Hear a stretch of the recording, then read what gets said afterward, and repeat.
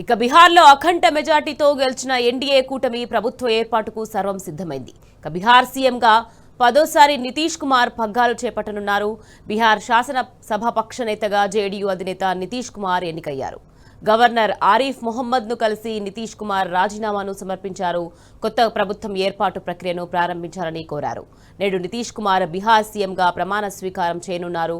పాట్నాలోని గాంధీ మైదానం వేదికగా సీఎం ప్రమాణ స్వీకార కార్యక్రమం అట్టహాసంగా జరగనుంది. ఈ కార్యక్రమానికి ప్రధాని మోడీ, కేంద్ర మంత్రులు, బీజేపీ పాలిత రాష్ట్రాల ముఖ్యమంత్రులు రానున్నారు.